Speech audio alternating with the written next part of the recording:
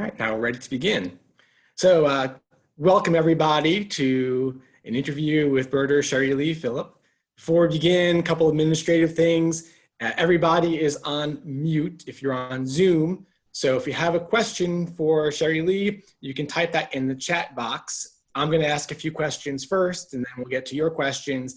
And if you are watching this live on Facebook, you can type your questions into the comment box, and those will be relayed to me via the chat box. So I'm delighted to be talking to my friend, Cherrie-Lee Phillip, who was born and raised on the Caribbean island of Nevis in the British West Indies. She migrated to the United States in the 1980s, graduated from Texas State University in 2005 with a BS in geography, specializing in resource and environmental studies. She currently works as a conservation biologist for the U.S. Army Corps of Engineers, and her hobbies include bird watching, wildflower ID, and woodworking. Also, I am pleased to say that I occasionally get to work alongside Cherrie-Lee on some big partner conservation projects like the Arkansas Monarch Conservation Partnership. And also I get to go birding with her through our local Audubon chapter, Audubon Society of Central Arkansas. So hi, Cherrie-Lee. And also in your bio, you said that you were introduced to bird watching in 2005 in the most unusual of ways. So could we start by you telling us that story, please? Okay. So good morning, y'all. Afternoon now. So I was introduced to bird watching, I'd say in the late, I'd say it was the weekend of Pope John Paul's funeral. And I was making my annual trip to the Texas Hill Country for barbecue. And on my way back to Austin, in the middle of nowhere on Highway 29, there is a traffic jam. Tour buses, cars, people going back and forth. So naturally I pulled over, curious to figure out what was going on. Yes, this was back in 2005. And April 2005, and I pulled up and got out, walked over to a fence line that was laid out with spotting scopes and people looking at through binoculars. And I asked one lady, what's going on? And she chucked her binoculars in my chest and said, look. And sure enough, there were bald eagles on a nest feeding a young on private property. And that's what all the excitement in the middle of nowhere was about. And so I got interested then, but it took a while for it to take off. And why is that? I graduated from college in that same year in December with the intent of going to grad school immediately. And while I was standing in the counselor's office for grad school, I got a call saying you need to report back to active duty for deployment to Iraq. And a year and a half later, when I came back from Iraq, foolishly, I enrolled immediately back into grad school, but things weren't the same. I couldn't focus. I was having difficulty sleeping, and the doctors kept telling me, one specific doctor kept saying, try hanging out in nature some more, see if that makes a difference. And at that point, I was taking 3 classes. I had enrolled in 3 classes. I was studying biology, and one of those classes was ornithology. For the first time in my school career, I was struggling with school. And that semester of those 3 classes, the only one I passed was ornithology. And that was because I did not know it then. I sure do realize it now, but there's an aspect to birding that requires a level of focus and mindfulness. And the professor that we had 3 days a week, class was in the woods, in the field, somewhere looking at birds. And he was teaching you from start to finish what to look for, how to listen, how to use your binoculars. There was no other fiddling with anything else, looking around, gossiping. There was none of that. You focused on the birding that was going on. And over time, that skill built up to the point where I can walk out into my backyard and I hear nothing else but birds. Does that make me a great birder? Not even close. But it calms me down, it helps me focus, and I am mindful. And most birders, I think, can relate. You're having a conversation with another birder, and there's a bird making a racket in the back, and everything stops and everybody focuses on that bird. And so being in nature and birding has helped me through, I'd say, a rough spot in my little short life. Wow, that's a remarkable story. Thank you for sharing that. Yeah, birds definitely help us get through tough times, and this current COVID crisis is no exception. And there's lots of people turning to birds right now to help them get through. There's a whole ornithotherapy out there. What's that called? So there's a whole Facebook group about birding for therapy. So yeah, no doubt.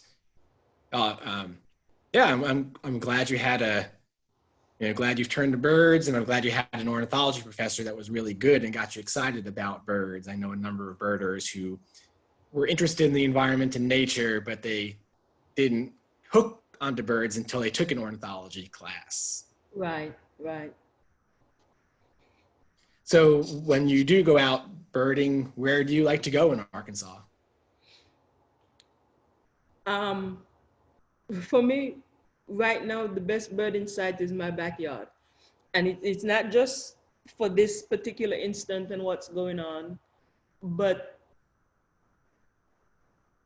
I have open space in the backyard. I have trees in the backyard and the front yard, mature trees. And over the past couple of years that I've been here, at 5 o'clock in the morning in the summers, there's a couple of barred owls having a very long and intense conversation. Wow. In the back, or sometimes they do it at dusk in the front. Once I get out of bed, there is a stream of the dawn chorus coming through the window. There's woodpeckers, there's the white-breasted nuthatches, the robins, the rabbit, it's their yard. And so you told me about there's a Tennessee Nashville warbler that I had you help me ID the other day. Tons of white-throated sparrow singing their traditional songs, and the dark-eyed juncos. I mean, they are all over the yard. And then when we used to go to work, so I would leave home at 6 o'clock in the morning, and this past winter, a yellow-bellied sapsucker has moved in to my neighbor's calorie pear tree, bored a series of holes, and he is dining on sap. Well, once he's done, the Carolina chickadees show up and pick up where he left off. So yeah, my backyard is my yard is pretty interesting. Now, I've thought about putting out feeders. I don't have any feeders, but I've Oh. thought about it, and I decided not to because I see more feral cats than I would like to see on my end of the street. And so I'm not inviting them to a buffet. Right. Well, feral cats are the #1 predator on birds worldwide. Yes. So I can see why you're trying to protect the birds. But you do feed the birds because you do have native plants. Yes, You know I that do. you bought them from Audubon's plant sale. Yes. That's right. It's one way to feed the birds safely. The hummingbirds appreciate the plants that I Oh yeah. Yeah, in my yard, the hummingbirds are feeding on the red buckeye right now and ignoring the feeder that I have out for them. I have a red salvia and there's one that has a red and white flowers. They think it's the best thing since nectar. Have you been back to the Caribbean since you've become a birder? I have. I used to go every year. In the last couple of years, I haven't been back since 2017, and in 2017, I think I went closer to the fall, and so there were a lot of the birds that we see up here. The warblers had migrated down there. The yellow warbler was there. There was a red-tailed hawk, but then there's a few of the native stuff for the island. Banana quits. There's the bullfinch, lesser Antillean bullfinch. There's a tyrant flycatcher. The name slips my memory right now, but there's quite a variety. Probably some kind of toady on the island you're from too. I am not sure. I haven't seen those yet. I've seen a quail dove. Oh, nice. Yeah.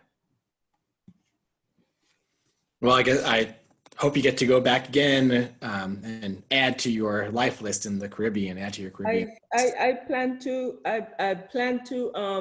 The mountain that's in the dead center of the island is a typical tropical rainforest type environment. So if I get in shape, my brother might escort me up that mountain. So if you could go birding anywhere in the world that you haven't been to, what would be your top destination and why? I think Cuba. And I say that because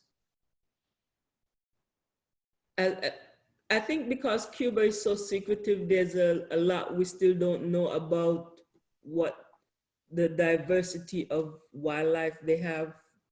So Cuba, I'm curious about Cuba, and I know that there are trips there. Well, prior to this administration, it was easier to travel there for work, that type of visit and work-related stuff.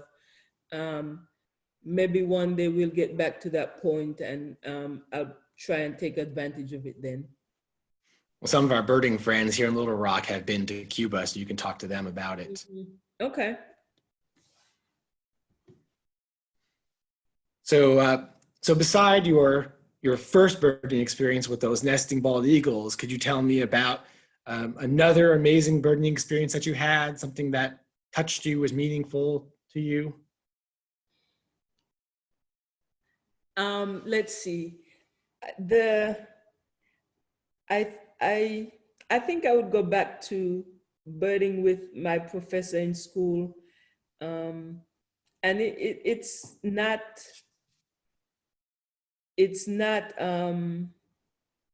as exciting, but I talked about us going into the field for class days.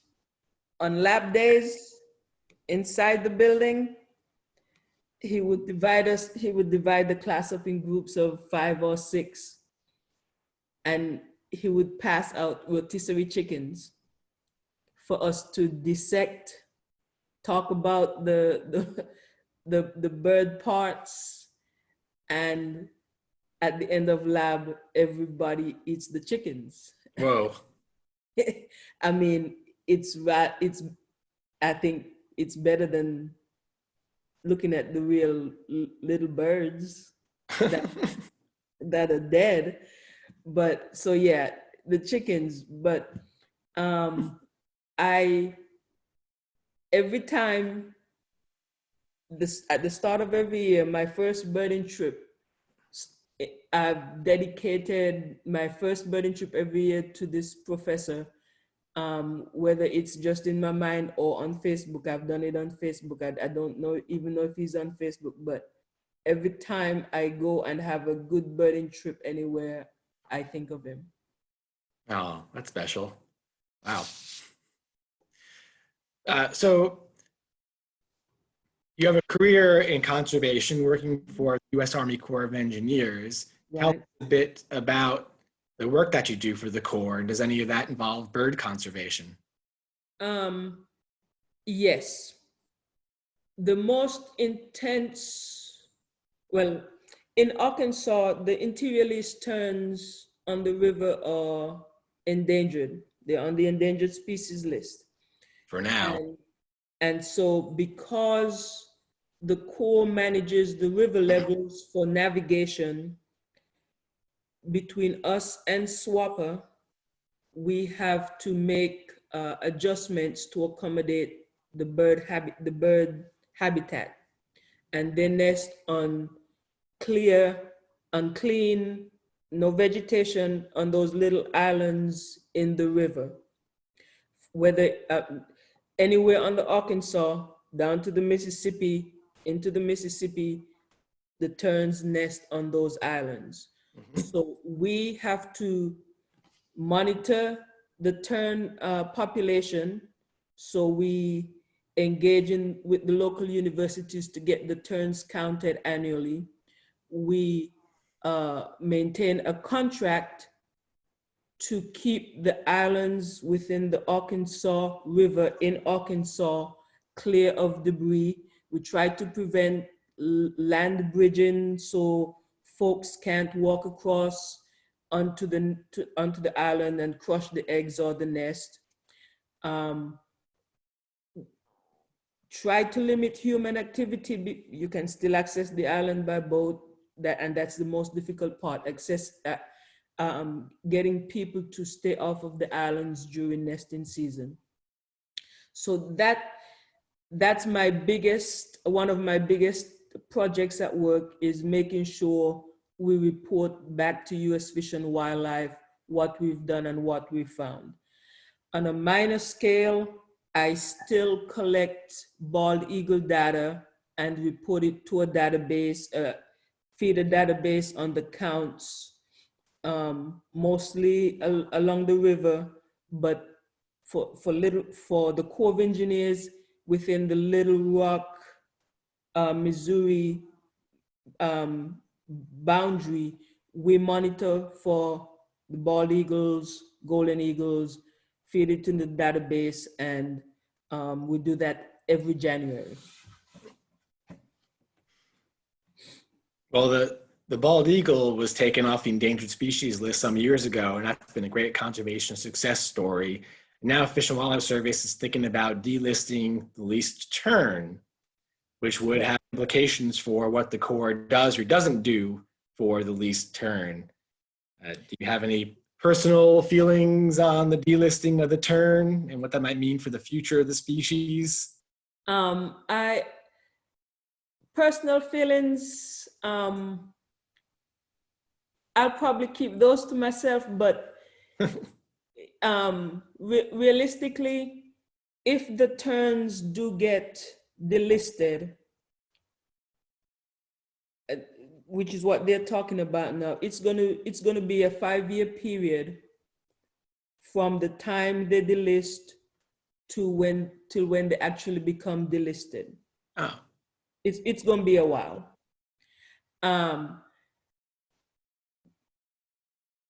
During that time, we have because we operate with a biological opinion from the U.S. Fish and Wildlife, we've had to create a conservation plan that will probably kick in if and when that delisting happens.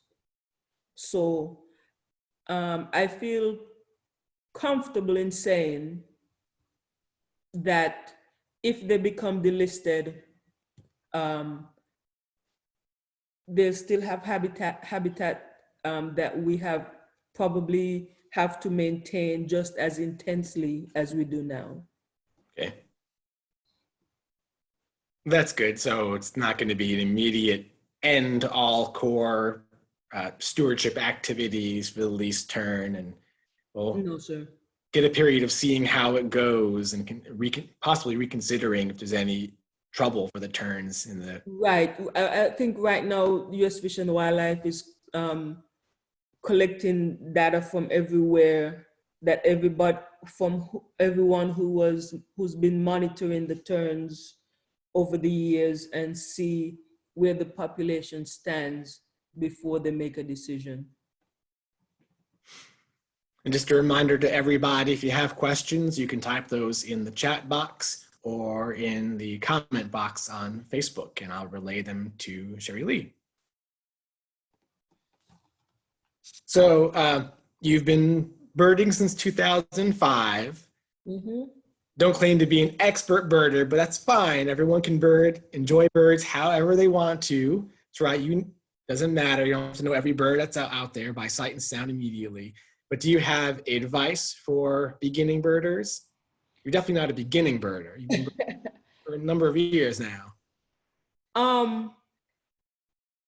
If I was trying to encourage a young birder, I would, before I put the binoculars in their hand and the Peterson field guide, I would,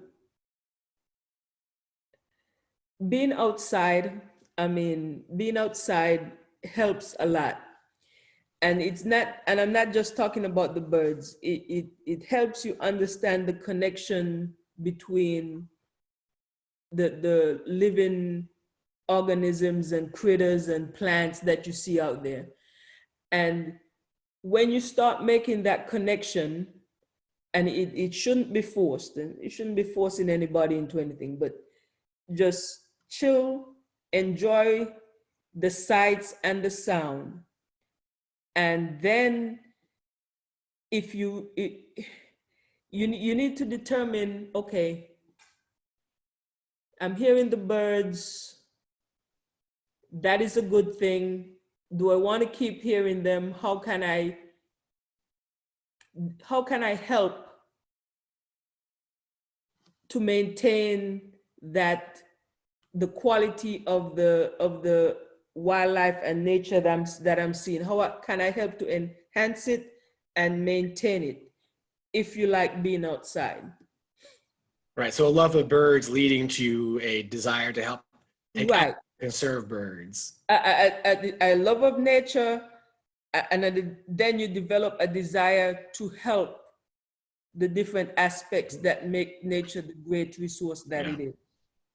Well, I think your heartwarming stories also, they tell me that there's two important things that we birders need to consider. One is show someone birds. Mm-hmm. Some random person coming by, they pull up in their truck. What are you looking at?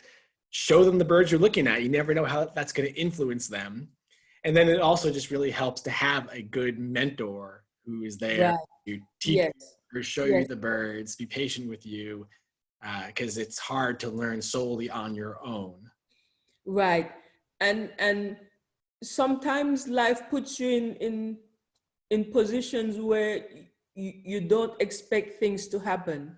Be open-minded to it. I was working in West Texas as a park ranger for the longest, and my most favorite activity was the early mornings, dew on the ground, rolling down my work vehicle window, just pulling over and waiting for the quail, the northern bobwhite, to call. That is the sweetest sound ever. And I haven't heard that since I've been in Arkansas, but the quail is one of my favorite birds. I'm all about supporting quail conservation. Just to hear the call. I'm not a hunter, but just listening to quail is the most relaxing thing ever. Well, I'd recommend going over to Camp Robinson Special Use Area and mostly introduce the quail there for hunting. Right. But they are there, and I saw them and heard them the last 2 times that I went. So that's a good spot and close by to Little Rock. Right. So yeah, you have to be open-minded to new experiences and ideas if you're planning to get into birds, or anything different. Because people still look at you weird, like, what are you looking at? I'm not looking in your window, I'm not looking in your yard, so I'm looking up in the tree. That's right. Yeah. Any questions for our friend Cherrie-Lee?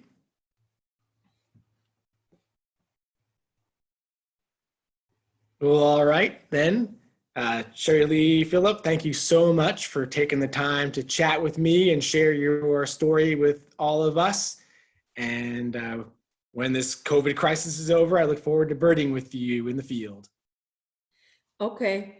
All right. Well, see you around on the field somewhere. Bye, everybody. And thanks for the opportunity. Bye-bye. Bye.